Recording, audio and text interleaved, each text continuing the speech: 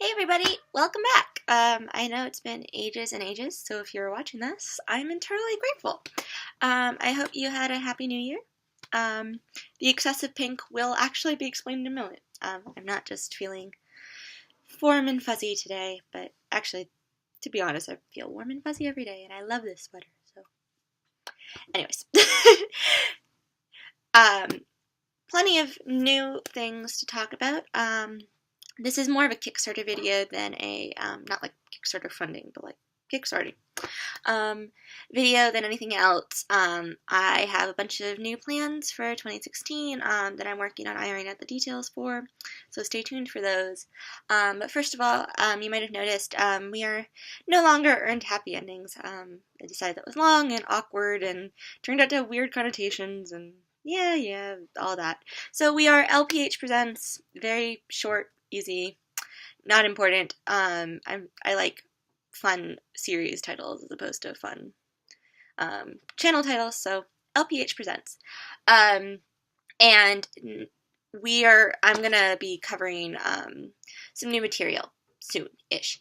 But to get us back on track and back to blogging and remembering that I exist, I wanted to share with you my favorite essay that I wrote at college. And I know that sounds incredibly boring, but this essay compares Legally Blonde to Devil Wears Prada. It deals with feminism, and I'm so proud of it. So we're just gonna go with that, and I hope you like it too. I hope you find it fun because I think Legally Blonde is a more important movie than people give it credit for. And I will spend the next however long this takes trying to prove that to you. So hence the pink. And let's get started. So this is called The Devil is Blonde. I liked fun titles even when I was getting graded on them. So it starts with a quote from a review called High School Confidential by David Denby that was released in The New Yorker in 1999. And Denby claims that the most hated woman in the world, in America, is blonde. And with that statement, he actually takes ownership of a cliche that defines a certain type of sexism that you will find omnipresent in modern commercial movies. And it starts in high school movies. So when the villain is a rich, powerful young woman who cares merely about clothes and boys, think Regina George, a variety of other people, same idea, rich, blonde, evil. And so, by contrast, the hero is a young intellect. Oh, Heathers is good. Think of Heather Chandler. And the hero is a young intellectual who cares about her identity and her schoolwork. That would be the Katie in Mean Girls, not Veronica in Heathers. And so this dichotomy encourages a demonization of the formal woman that actually kind of ends up lasting for life. You see it in many older films as well. And it is an issue that is tackled in the two films I cited before. Devil Wears Prada and Legally Blonde, two modern female success stories. And in Devil, it is reinforced, and in Blonde, it is eviscerated. And that's the main point of today. Devil might have gained some award nominations for Meryl Streep and has a lot more intellectual credence, but Blonde actually eviscerates a lot of the stereotypes that Prada takes the time to reinforce. So, let's dive in, shall we? In The Devil Wears Prada. Oh, also, by the way, I actually really like both of these movies beyond the social problems of Devil Wears Prada. It's a really fun movie. The clothes are really pretty. I love Meryl Streep. So please don't take this as a total damnation of the film. It works. But I also think that people should not roll their eyes when I say I love The Devil Wears, when I love Legally Blonde. So, Devil Wears Prada, you've got the character Andy Sachs, who is your main protagonist. She is a young writer who is desperate for a job, and therefore takes one as an assistant to the most prominent fashion editor in the world. And the catch is that and it's one of the jokes of the beginning of the film, is that she has no idea who this woman is, and everyone around her is just like, what, you've never heard of so-and-so? She's very much an Anna Wintour substitute, but Andy has never heard of her. But she is quickly immersed into this world where clothes and appearance are constantly judged, and where she is bullied by her boss and the other women in the workplace. These other women are condescendingly referred to as clackers because of their high heels and obsession with the industry. And the ultimate clacker is Andy's co-worker, Emily, played by Emily Blunt, and she's phenomenal. But she makes fun of Andy's skirt, goes on extreme diets, and her biggest goal in life is to go to Paris for Fashion Week.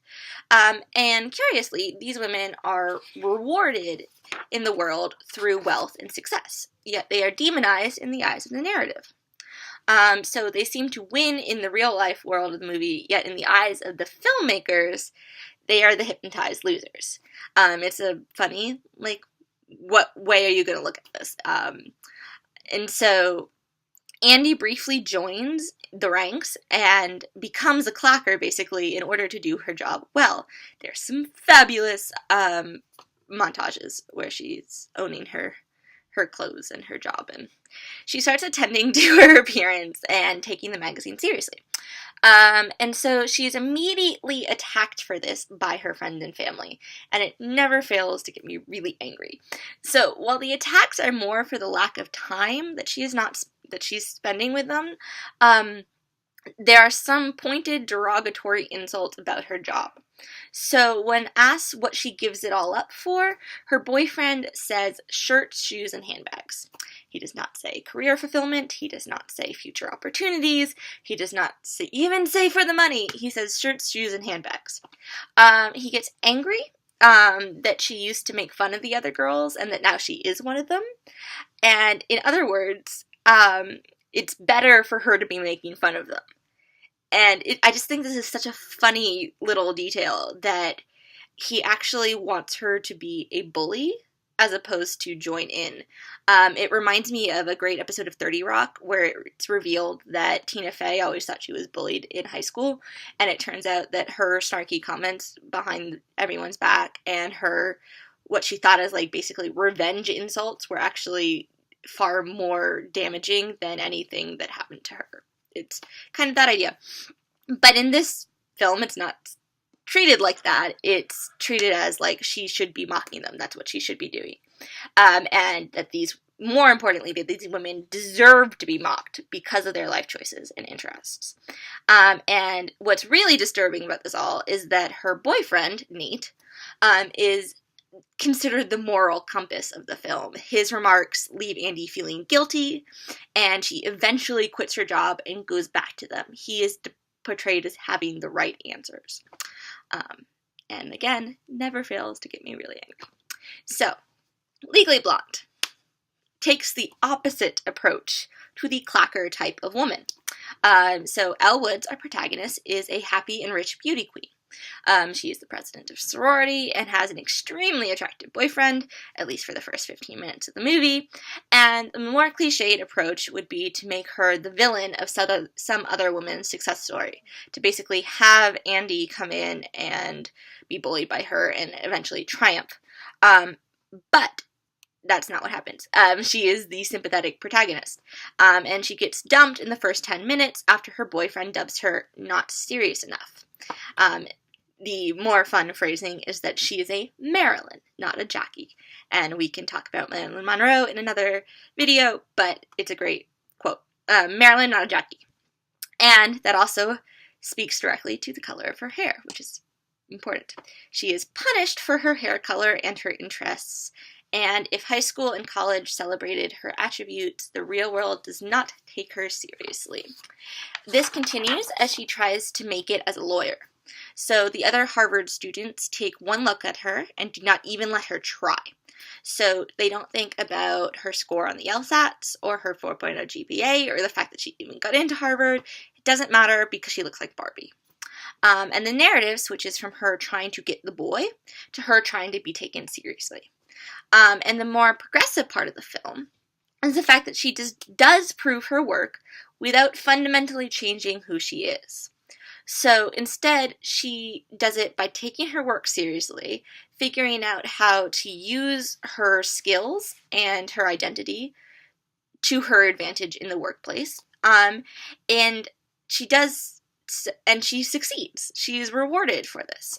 She works her way into an internship with a top law firm, and while she's there, she wins the case that ends up being the main conflict generator throughout the film, using her quote-unquote girly expertise.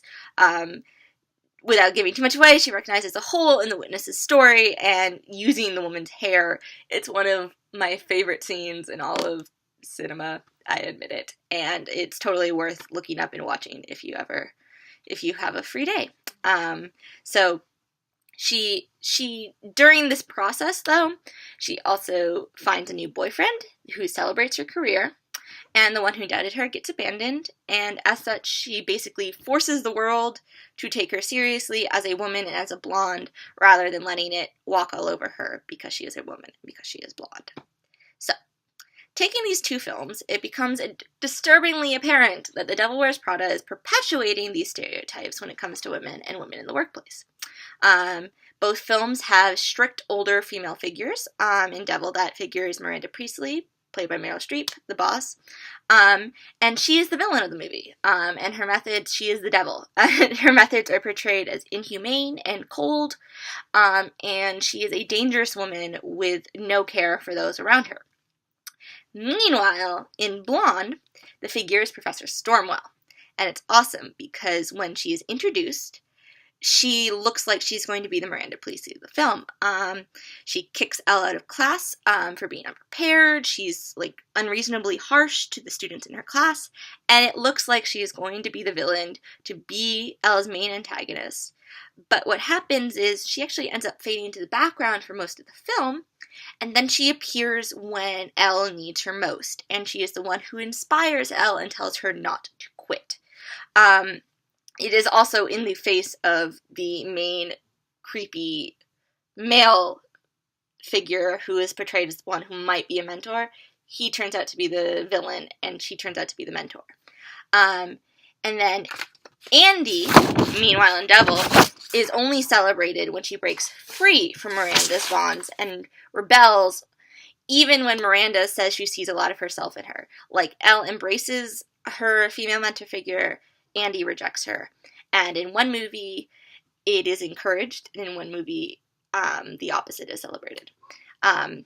So, this is an intriguing contrast, and it's one of my favorite things to realize because Stormwell is never asked to atone for being strict or almost cruel. It actually is apparent that is the best way to teach young lawyers. And she also, like I said, appears when Elle needs it most. Miranda is demonized for it.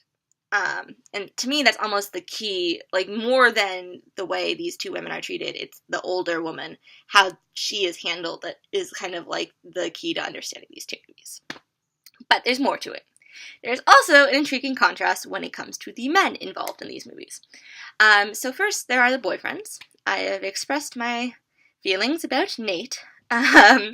But he is only actually one of two love interests in the film. She has Nate, Andy has Nate, and she has the writer Christian Thompson. Elle, meanwhile, has her ex-boyfriend Warner, and the love interest she meets through work, Emmett. And so these men, as I said before, have different attitudes toward their girlfriend's career. Nate hates the way Andy's job consumes her, and looks down on the industry she works in.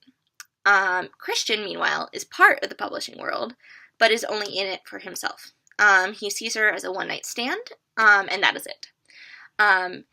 Andy cannot win, because with either man, because Nate supports her home life, but not her work life, and Christian supports her work life, but not her home life.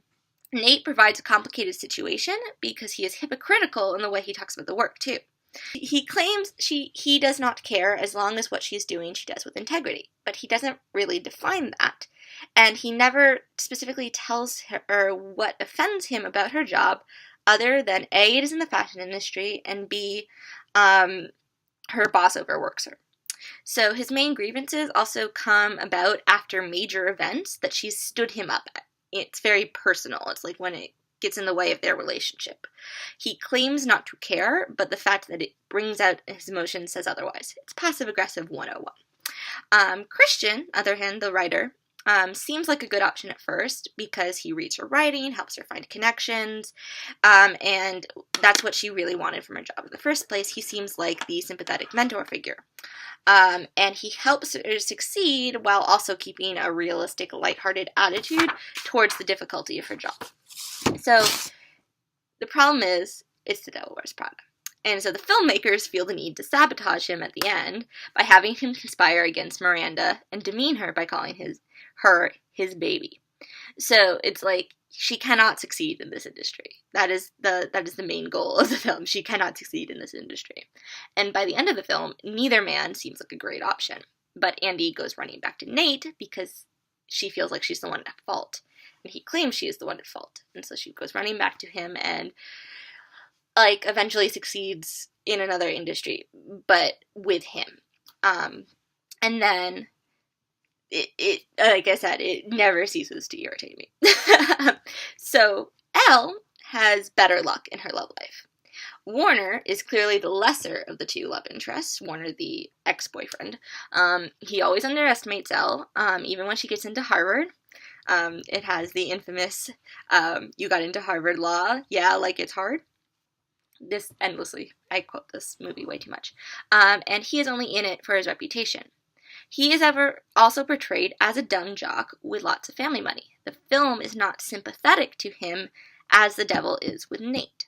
In fact, at the very end, Elle totally dismisses Warner rather than going back to him, and he graduates with no honors, girlfriend, or job offers. Best subtitle ever. His chauvinism and lack of faith is punished. Meanwhile, Emmett is an ideal boyfriend figure. Elle finds him through her career, he supports her and mentors her without being condescending. At her lowest point, he encouraged her to keep going, and he even encouraged her power specifically as a blonde. What is also intriguing is that he is not a romantic interest until the very end of the film, after he's helped her achieve her career goals. In Elle's world, her job is more important than her love life, and Emmett knows and respects that. The men in the women's workplace also provide an interesting contrast in terms of sympathetic and unsympathetic. Because in Andy's situation, she has Nigel, her senior coworker, played by Stanley Tucci, and let's be honest, it's really hard not to love Stanley Tucci. He serves as a mentor and friend, and while he is harsh, he's one of the few people, both in and out of the industry, who seems willing to help Andy and encourage her. Elle, by contrast, has her professor and boss, Professor Callahan. He appears at first to be the benevolent older professor who approves of Elle's work ethic. Sadly, however, he is exposed at the end to have just hired Elle for her sex appeal and his desire to sleep with her. So these two men show off different forms of male authority. Nigel is a slightly condescending trainer figure who has Andy's best interests at heart and wants to help her, but is not afraid to call her out for her weaknesses. Callahan is the traditional male authority that sees women only as sex objects and as innately inferior human beings. So, this is reinforced by the fact that he only makes the woman in his firm get coffee. And so what is inspiring about Elle is that she is not afraid to challenge this authority, while Andy listens to every word Nigel says. Elle rebels against Callahan's inappropriate actions, by contrast. And even when it seems like she's going to give up because the system appears to be working against her, she takes the encouragements from Stormwell, the female authority figure, and the two women bond together in their fight against the male norm. So one shows a sympathetic male figure that she follows with every word, one shows one that takes advantage of her, one has a female figure that is demonized, one has a female figure that is celebrated. So, it is very important that these characters are all fictional characters. Rather than characters created by filmmakers with attention to verisimilitude, they become reflections of what their creators believe them to be. Andy becomes the traditional female hero that Denby describes as an intellectual or an artist, and she is physically awkward, and her clothes, which ignore mall fashion, scandalize the social queen. That is a quote from Denby. She is the teen hero, all grown up, facing high school in the real world. As expected, the fashion queens are cruel, and she is celebrated when she leaves them. While it's not traditionally feminine aspects that make her leave, they are associated with the villains of the film, and during the epilogue, when Andy has found her success, she is dressed down again and gives up her fancy clothes. So they are always related to her success and her failures. Elle, on the other hand, is very much the opposite. While at first she appears to be the evil blonde Denby refers to with her, quote, hair flipped into a swirl of gold on one side of her face, end quote, and the fact that, quote, she's dressed in awful spangled taste, unquote, she systematically defies the other stereotypes he lists. First of all, this woman is supposed to be cruel in the traditional high school narrative. Elle is not. Her sorority loves her, and she is always nice and polite to everyone. Denby describes this figure as, quote, sprawling and dull in class, end quote. Elle has a 4.0. It may be in fashion design, as everyone likes to point out, but Elle values her studies when she puts her mind to it. She studies hard for the LSATs and works when she gets into Harvard. She has the mind of the smart outsider in the body of the popular girl. This juxtaposition is fundamentally what makes Legally Blonde more progressive than Devil Wears Prada. It celebrates the potential of every woman. Rather than pitting women against women, it pits women against men or society's unfair expectations of them. It exposes the dangerous nature of the juxtaposition high school movies engender and eviscerates it. What's weird and sad is that Devil Wears Prada actually came 5 years after Legally Blonde. It also has the star power to be taken more seriously than Legally Blonde. With big names like Streep and Tucci, it is easier to take its message more seriously. Blonde, however, ends up taking bigger risks. It challenges society's unfair expectations of femininity. It proves that women in pink can be just as valuable as women who don't care what color they are wearing. Devil, meanwhile, devalues the women who care about their clothes and celebrates the women who want to be taken more seriously by acting more like men. In the end, Andy conforms to this norm and Elle challenges it. So, next time someone rolls their eyes at you for watching Legally Blonde on your snow day, like today, show them this video. Or just summarize it in less than 20 minutes. Because Legally Blonde is kind of awesome when you actually look at it. And that being said, enjoy Devil Wears Prada. The clothes are stunning, and Meryl Streep is fabulous, as is Stanley Tucci. And so just don't use it for your feminist arguments, because Legally Blonde is much more interesting on that matter. So, like I said, I have things on the horizon. This is it for now, but keep an eye out. I'm going to be posting soon. And I hope you enjoyed. All right. Bye, everybody.